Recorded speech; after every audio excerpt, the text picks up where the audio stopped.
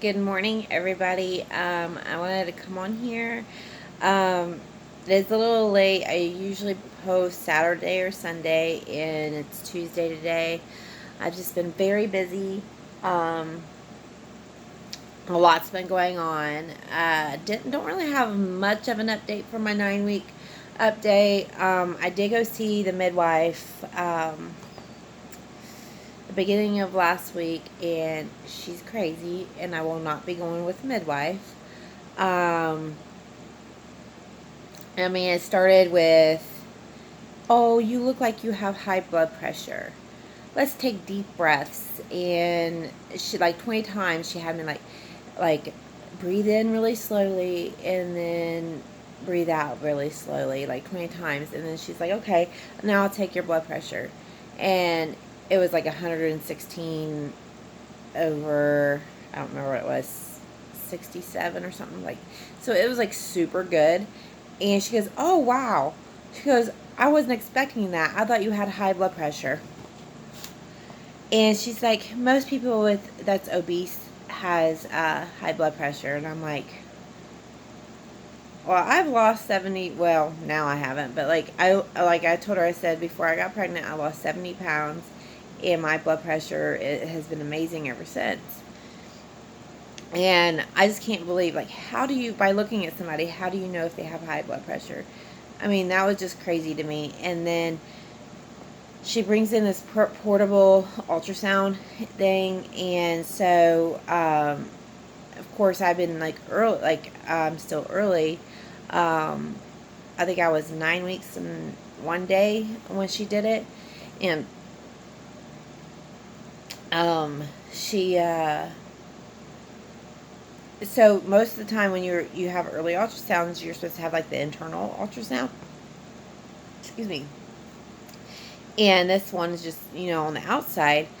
And so I pull my pants down a little bit to like where it's like like your pubic lining or whatever. And so I pulled it down to there. She goes, oh no, you got to pull them down further than that. And I was like, really? She goes, oh yeah. And she started like on my crotch. No joke. And this is TMI, but like started on my crotch. And I said, the baby's not down there. She goes, oh yes it is. I said, no it's not. And she goes, yeah, for it being this early, yes it is. And so she's looking on the machine, and she says, I can't find it. I can't even find your bladder. And I'm like, because it's not down there. And I couldn't even believe it. I mean, literally, she was like on the bone. And I'm like, what in the world is she doing? And so, like, I'm trying to figure out how to explain where I've been feeling like the uterus, and then like I've been feeling baby flutters. She told me that it's impossible to feel your uterus, and it's impossible to feel baby flutters until you're 25 weeks. And I have spoke to so many women, and they all said that yes, you can feel baby flutters early. I've spoken to so many women that said like as early as 5 weeks they felt the flutters and stuff. And I think I started feeling the flutters about like 7.5 weeks. And she told me like that's impossible and that you can't feel your uterus. And I said, yes, I can. I said I could feel like it's harder and it's just like more pressure in that area. So I know exactly where it's at. And it's kind of, I don't know, I'd say like maybe 3 inches below my belly button. And she said, no, that's impossible. It's too high. And I'm like, no, I'm telling you, that's where it's at. And so she slowly started moving up, and then, like, I don't know, she tried like 3 different areas down below towards my crotch. And she's like, it should be down here. I don't understand. And I said, because it's up here. And I literally had to argue with her. And then finally she hit the spot where I told her to. She goes, oh, here's your bladder. Oh, here's the baby. Like, here's your uterus. And I was like, I told you. She goes, I've never seen anything like this before. She said it shouldn't be up this high. And I'm like, well, that's where it's at. And then she's telling me before she like found the baby inside my uterus, she said, there won't be no movement. So she said, just be prepared. There won't be no movement yet. And the baby's still really tiny. And as soon as she found the baby was like flipping and wiggling and moving, and it was the coolest thing ever to see, and it was so much bigger. Like last time, it looked like a little gummy bear, and this time it was like, I don't know, it looked really big. I probably really wasn't this big in real life, but like on the screen, it looked like it was this big in my uterus, and like so much bigger than what the little gummy bear thing, and so that was kind of cool, but it wasn't very clear. You couldn't really see like the features or anything of the baby. You couldn't really see like the hands and the arms or the arms and the legs and stuff. You just could see like the outline of the baby and it moving around and stuff. So that was really neat. You could see like the head, and it's just amazing how like the whole body was totally different shape than the last time I had an ultrasound. So it was just really amazing feeling, and then I could feel it moving, why it was moving on the ultrasound, and I told her that, and she said it was all in my head. She basically trying to tell me I'm crazy. She said it was all in my head, that's impossible. You can't feel a movement until 25 weeks. And so I just thought she was a quack right then. And then she went over I guess at my doctor's office they just have the midwives do like the first actual prenatal visit, go over the packets and show you the options you can do for delivery. And if you she was going to give me information about breastfeeding, but I can't breastfeed because of my breast reduction that I had a couple years ago, and they removed all my milk ducts and everything, so I can't breastfeed. And so she's like, okay, well then that we can't do that for you. And I'm like, well, duh. But anyways, we went through all that, and we started going through different testing that she's going to send me to do. I guess it's normal thing that doctors do, like the blood work and all that stuff, to check on the baby and me. And there was some that was optional, and I went ahead and did the ones that my insurance would cover. And I didn't actually do all of them yet, but she went ahead and ordered them. She was doing I went ahead and agreed to do the Down syndrome one, where you just do the blood work and the ultrasound thing. It's I forgot what it's called now.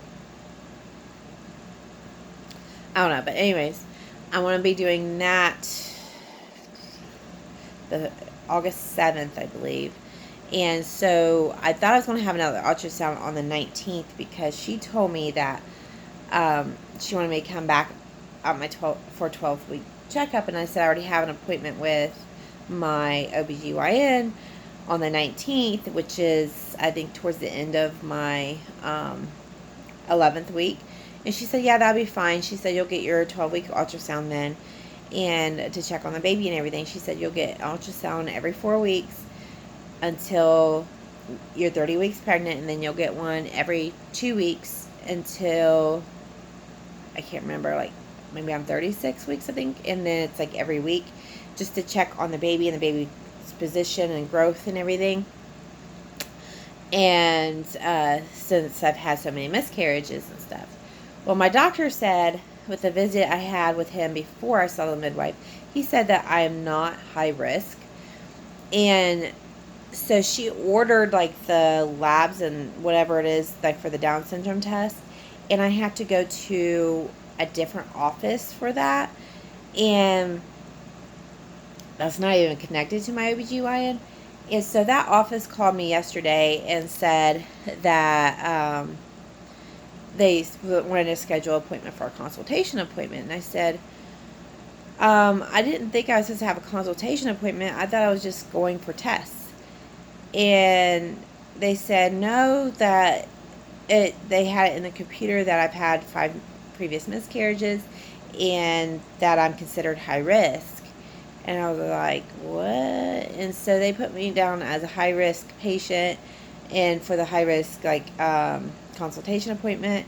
And I am having all the tests done, but they're also going to be seeing, like, I guess they're going to actually determine if I will be high risk throughout my pregnancy or if I'm considered high risk right now. I guess they're just going to, like, go, like, they're going to have, like, a special ultrasound to see how the baby is, how everything, like, my uterus and everything's positioned, and how I am, I guess, and they're going to determine if I'm high risk right now, if I want to be high risk, like, through, a certain amount of my pregnancy, or at the end of the pregnancy, or the rest of the pregnancy.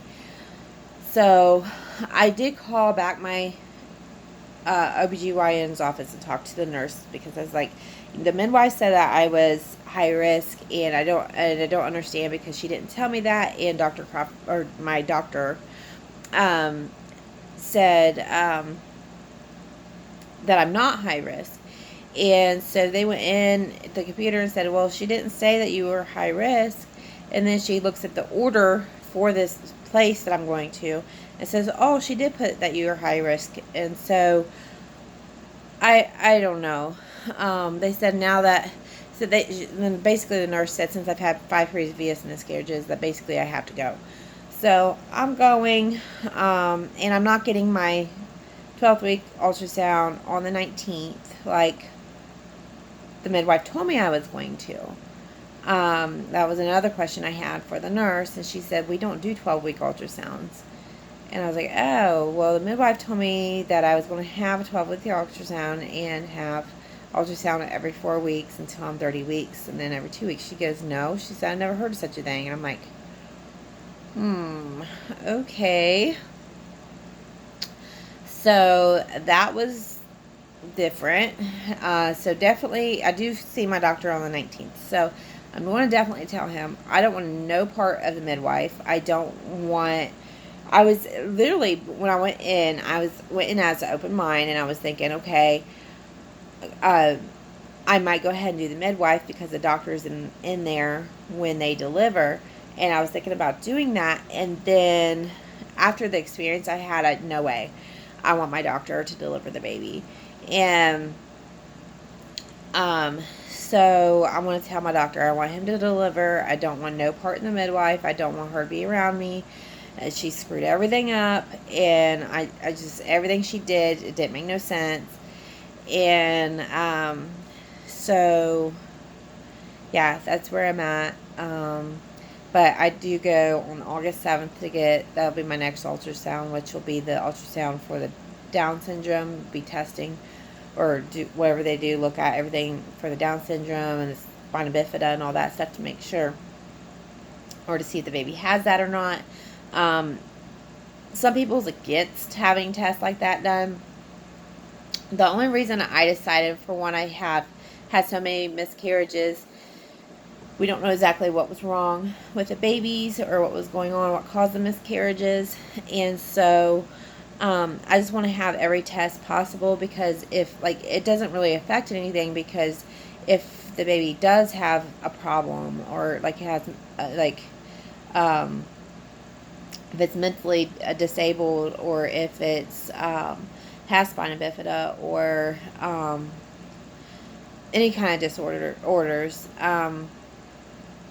I just want to be prepared in my mind and my heart before the baby's here. I definitely would not abort the baby or whatever they do now, whatsoever. I'm totally against that. It's a baby and it's a life. And so I'm totally against that whatsoever. And I'm going to love that baby no matter what. And if something, ever happened, then I'd rather it, die on its own and not be killed. And so that's pretty much where I stand with that. So I just getting it done just to prepare myself if there is something wrong. Of course, we're praying that nothing's, I pray that everything's okay.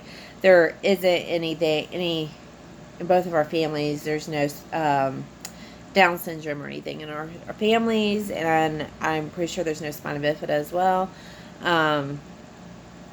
My sister-in-law, though, I remember with her second son, she had the spina bifida test, and it came back while she was pregnant, and it came back that he had it.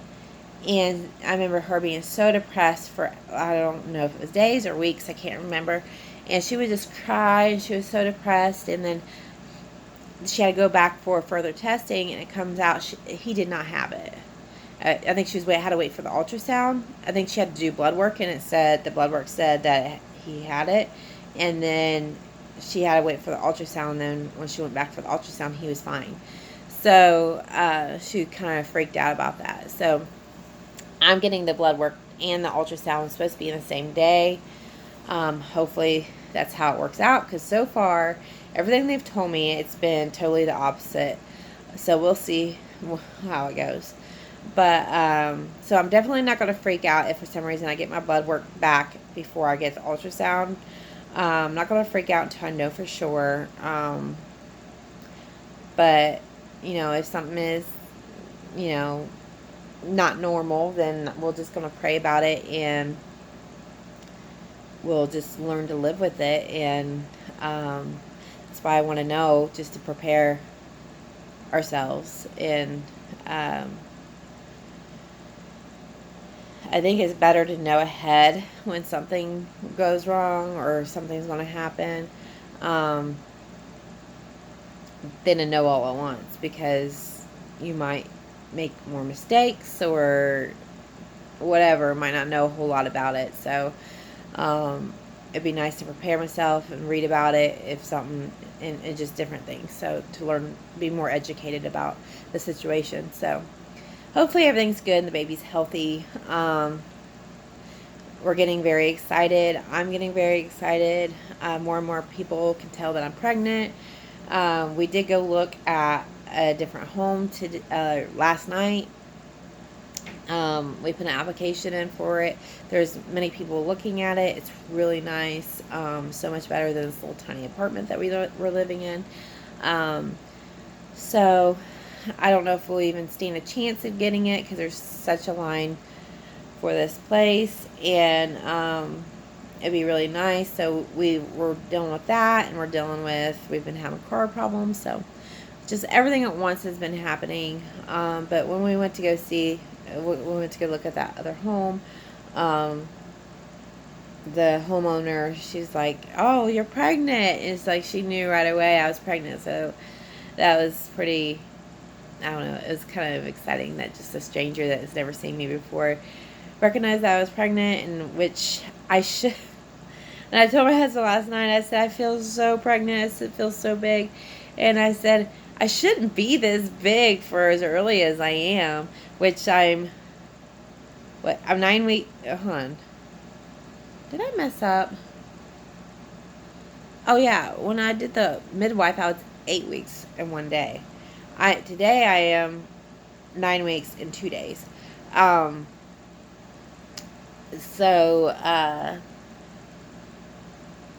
Yeah, I don't think I should be showing. I feel like I feel like I look like I'm 5 or 6 months pregnant. And my belly is huge, and I feel like it's getting bigger every day. It's getting harder every day. And it's crazy. I was feeling the baby every other day, feeling flutters and stuff. I was telling you about, I was having flutters. I haven't really had, I've been having the flutters maybe every few days now, every couple of days. I think my uterus, or maybe the way the baby's positioned, I don't know, but I think it's moving up, and it's everything's getting bigger, of course. So I think that I'm not feeling it as much right now, the way it's positioned. I haven't had to pee a whole lot lately, and I think it's because my uterus and stuff started moving up, and it's not as much pressure on my bladder at the moment. So, and I think that might be a reason why I can't feel the baby as much. I haven't felt it. I didn't feel it yesterday. I haven't felt it this morning yet. I did feel it night before last, me and my husband, we've been praying before I go to bed for the baby and stuff, and he was praying, and he was talking and stuff, and I was like laying on my side, and all of a sudden, like as he was talking, I could feel the baby move like twice during his prayer, and it was so awesome. So after he was done, I told him, I was like, keep talking, and he's like, what do you mean keep talking? And I said, I think the baby's reacting to your voice, which I think that's probably all in my head because I don't think it can hear yet, but I said I haven't, because at that point I didn't feel a baby for 2 days, and so that was pretty cool to feel it then. But it was right before I went to sleep. But it was pretty cool, and I was trying to get it to move again, and I was trying to get my husband to put his hand on my belly, which I don't know if he could even feel it. But I feel like when my hand's on my belly and I can feel the baby move, I could feel like the vibration or whatever. So I don't know if he even could feel that, but I was going to try, but the baby wouldn't move anymore after that. So that's the last time I felt the baby move. It does make me a little nervous when I don't feel it, but I know with me being as early as I am, it's normal not to feel it every single day or all day long type of thing. So I know as it grows, I'll feel it more and more. And that, I think that will, every time I feel it, it gives me peace of mind, like, okay, it's still alive, it's still doing okay. So it does make me a little nervous when I don't feel the baby as much. And this is a long video again. I just can't stop talking about this pregnancy. So, I have been super, super tired. As you can tell, I look so tired. I can't sleep. I think the insomnia has hit. I can't sleep at all. I think I'm awake like every 15 to 30 minutes through the night. Excuse me. I think I fell asleep about 11:30 last night. I was going to sleep between 9 and 10, and I would wake up like between 7 and 10, no joke. And last night I think I went to sleep at 11:30. I was up like I said, every 15, 30 minutes. And I think I peed 2 or 3 times through the night, and I was up at 5 this morning. So to me, that's, during this pregnancy, that's the least amount of sleep I've had. And I just can't, like, I'm tired, I'm exhausted, but I just can't sleep. So I think it's just the insomnia hitting. It really stinks. And I got to babysit all day today, and I have an appointment today. So yeah, I'm tired. I don't even think I'm going to end up getting a nap today because I don't have time. So, unless the little girl I babysit gets picked up early, I don't know, then I might be able to get a nap, but yeah, it's probably not in my future. So, I'm starting to get miserable already. I'm not complaining at all. I'm just telling you guys what I'm feeling. I'm not complaining. I'm definitely thankful for everything. I'm thankful for this pregnancy. I'm thankful for everything I feel. And, you know, it's a sign the baby's there and like it's growing.